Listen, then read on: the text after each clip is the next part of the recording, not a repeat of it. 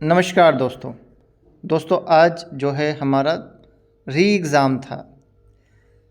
ये जो एग्ज़ाम हमारा जून में हुआ था यूजीसी नेट के लिए, उसको कैंसिल कर दिया गया था और आज 2 सितंबर को उसको एनटीए यूजीसी ने दोबारा कंडक्ट कराया है। पेपर का लेवल कैसा था? पेपर में क्वेश्चन का किस प्रकार से पैटर्न रहा और किस किस यूनिट का कितना वेटेज रहा और क्या मेरिट हो सकता है, इन सब बातों पे, इन सब टॉपिक पे जो है हम इस वीडियो में डिस्कशन करेंगे। तो सबसे पहले अगर हम बदलाव देखें कि क्या बदलाव रहा, तो सबसे बड़ा बदलाव तो ये देखने को मिला है जून के कंपैरिजन में बच्चों का जो नंबर था जिन्होंने एग्ज़ाम दिया है वो कम हो गया।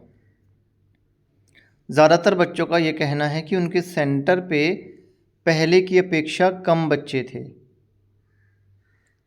अब ये कितने बच्चों ने महसूस किया है, कितने सेंटर पे ऐसा हुआ है, बट ज़्यादातर बच्चों का यही कहना है कि सर पहले की कंपैरिजन में बच्चों का जो नंबर है वो काफ़ी कम देखने को मिला है। काफ़ी जो है कंप्यूटर खाली भी दिखाई दिए हैं। तो ये एक बहुत बड़ा अंतर रहेगा, ये एक बहुत बड़ा डिफरेंस क्रिएट करेगा रिज़ल्ट में कि अगर पेपर का स्तर थोड़ा बढ़ गया है, जैसा कुछ बच्चों का कहना है, बट बच्चों का नंबर भी कम हुआ है। कम बच्चों ने जो है इस बार एग्ज़ाम दिया। आपके सेंटर पे कैसा माहौल था, कितने बच्चों ने एग्ज़ाम दिया है, कमेंट बॉक्स में लिख के आप ज़रूर बताएंगे। अब अगर हम पेपर के पैटर्न की बात करें तो ज़्यादातर बच्चों का ये कहना है कि सर जून के कंपैरिजन में पेपर थोड़ा मुश्किल था, हार्ड पेपर आया था। ज़्यादातर बच्चों ने यही कहा है। ठीक है, टेलीग्राम पे जो है हमने पोल बनाया था उसमें भी, और व्हाट्सएप पे जो मैक्सिमम बच्चे तो हमसे व्हाट्सएप से ही एसोसिएटेड हैं उन पे भी ज़्यादातर बच्चों का यही कहना है कि सर पेपर का स्तर जो है जून के कंपैरिजन में बहुत मुश्किल था। तो हार्ड टू वेरी हार्ड, ये ज़्यादातर बच्चे कह रहे हैं कि जून के कंपैरिजन में पेपर थोड़ा टफ आया था, हार्ड आया था, डिफ़िकल्ट लेवल था। तो यहाँ से अगर देखें, एक बात तो तय है कि पहली तो बात आपका इस बार बच्चों का संख्या थोड़ा कम है, दूसरा ये है कि पेपर का स्तर थोड़ा बढ़ गया है। फिर पैटर्न की अगर हम बात करते हैं, एग्ज़ाम के पैटर्न में भी बदलाव देखने को मिला है थोड़ा। पहले एक मेजर पोर्शन रहता था क्वेश्चन का जो असर्शन रीज़न बेस्ड हुआ करते थे, इस बार वो लगभग ज़ीरो कर दिया गया है कि असर्शन रीज़न वाले क्वेश्चन जो हैं, कुछ बच्चे बोलेंगे सर था ही नहीं, एक भी क्वेश्चन नहीं था, जिससे बच्चे बहुत डरते थे पहले। इस बार का जो क्वेश्चन पेपर था उसमें मल्टीपल स्टेटमेंट वाले जो क्वेश्चन हैं वो ज़्यादा थे, और इसके अलावा एक और चीज़ थी आपका कि पेपर में कॉन्सेप्ट सेम था जो बेसिकली आप पढ़ते हैं, परंतु लैंग्वेज का जो स्तर था वो उठा दिया गया है। लैंग्वेज जो रही है ऑप्शन में वो थोड़ा सा डिफ़िकल्ट कर दिया गया है। तो इससे जो है ऑप्शन को सेग्रीगेट करने में बहुत ही मुश्किल हो रही थी। देखिए, पेपर का लैंग्वेज एक अलग ही चीज़ होता है। आपका कॉन्सेप्ट अच्छा है, आपको बहुत अच्छे से चीज़ें पता हैं, परंतु अगर हम पेपर में बहुत ही हार्ड लैंग्वेज यूज़ करें तो उनको समझने में थोड़ा मुश्किल हो जाता है और वहाँ पे कन्फ्यूज़न हो जाती है। पहले की कंपैरिजन में एक और चीज़ देखने को मिली है कि जो यूनिट ऐसी हैं जिनको बच्चे आसानी से कर जा रहे हैं उनमें से रिपीटेड क्वेश्चन आ रहे हैं, और जो यूनिट ऐसी हैं कि जिनमें बच्चों को लगता है कि नहीं उन्हें परेशानी का सामना करना पड़ता है, उनके क्वेश्चंस की जो लैंग्वेज है वो हार्ड कर दी गई है। अगर हम बात करें तो लगभग ये पैटर्न रहा है क्वेश्चन का। यूनिट नंबर 1 से लगभग 7 क्वेश्चन आए हैं, और रिमोट सेंसिंग से केवल एक ही क्वेश्चन मैक्सिमम बच्चों ने बताया है कि रिमोट सेंसिंग से केवल एक ही क्वेश्चन था।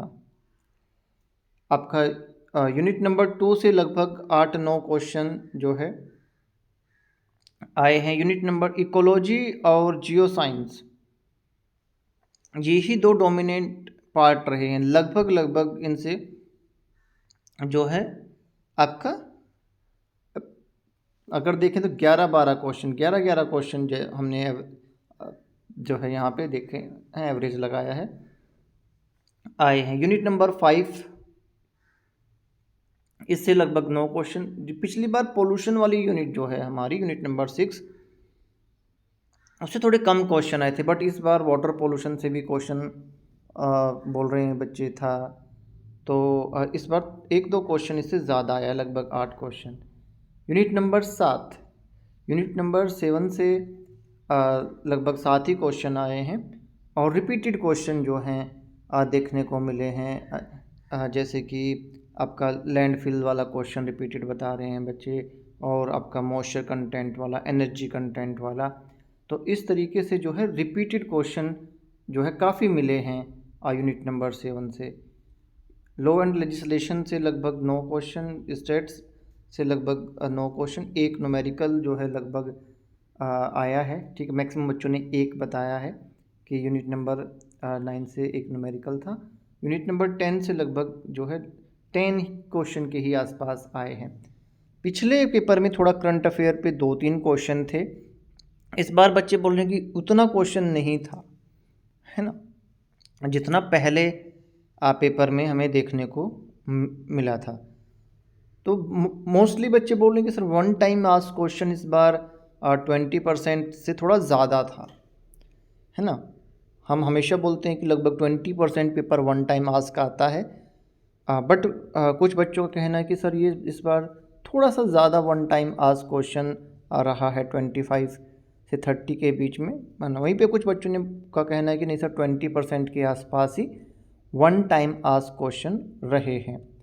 बट लैंग्वेज का प्रॉब्लम बहुत सारे बच्चों को आया है। पेपर जो है कंसेप्चुअल के साथ साथ में थोड़ी सी मुश्किल, एक जो है हार्ड जो है वर्ड यूज़ किए हैं क्वेश्चन बनाने में, ऑप्शंस में भी जो है इसी तरीके से जो है हम देखते हैं कि जो साधारण रूप से हम यूज़ करते हैं वो वर्ड ना होके उनकी जगह पे थोड़े मुश्किल से शब्द डाले गए हैं पेपर में। तो कुल मिला के पेपर का जो स्तर है वो बढ़ा दिया गया है थोड़ा सा, ऐसा मैक्सिमम बच्चों का मानना है, कहना है। अगर ओवरऑल देखा जाए तो पेपर को हम जो है मॉडरेट टू हार्ड वाली कैटेगरी में रखेंगे, और मेरिट जो है इस बार आप उम्मीद कर सकते हैं कि जो दिसंबर वाला मेरिट था उससे थोड़ा सा ऊपर जो है चला जाएगा, ठीक है, या उसके आसपास जो है रहेगा। अब बहुत नीचे मेरिट जाने के भी चांसेस नहीं लग रहे हैं, और बहुत ज़्यादा मेरिट में बदलाव के चांसेस भी नहीं लग रहे हैं। हालांकि मेरिट का तभी पता चल पाएगा जब हमारा आंसर किया जाएगा, है ना। आंसर की जब आएगा, बच्चे पेपर का मिलान करेंगे अपने, उस टाइम पे जो है कई हज़ार बच्चे जो हमसे एसोसिएटेड हैं वो अपना अपना स्कोर बताते हैं, तो उसी के बिहाफ पे हम जो है आपको एक सही जो है अप्रोक्स मेरिट के बारे में हमेशा बताते आए हैं, इस बार भी बताएंगे। बट फिर भी कुछ बच्चों का ये क्वेश्चन आज ही था कि सर मेरिट कितना रह सकता है। तो जितना बच्चों से बात हुई है और जितने उन्होंने जो है बताया है, उस हिसाब से तो मेरिट में बहुत ज़्यादा बदलाव देखने की संभावना मुझे नहीं लग रही है। पेपर का ज़रूर ज़्यादातर बच्चों ने यही कहा है कि पेपर का स्तर जो है इस बार हार्ड आया है जून के कंपैरिजन में। बट ये जो 2-3 फैक्टर मैंने आपको बताए हैं कि पहले तो पेपर का जो मोड ही चेंज हो गया। पिछला पेपर आपका पेन और पेपर बेस्ड था, इस बार का जो हमारा पेपर था वो कंप्यूटर बेस्ड था, इससे भी फ़र्क पड़ता है काफ़ी। दूसरा, पेपर में कितने बच्चे बैठते हैं उससे भी फ़र्क पड़ता है, एंड डेफिनेटली जो है आपका पेपर का स्तर, इससे मेरिट पे फ़र्क पड़ता है ना। देखिए मेरिट थोड़ा ऊपर चला जाएगा, मेरिट थोड़ा नीचे चला जाता है, बट उससे नंबर ऑफ फेलोशिप नहीं वेरी करती, ना ही उससे कितने बच्चों का जेआरएफ होता है ये नेट होता है ये वेरी करता है ना।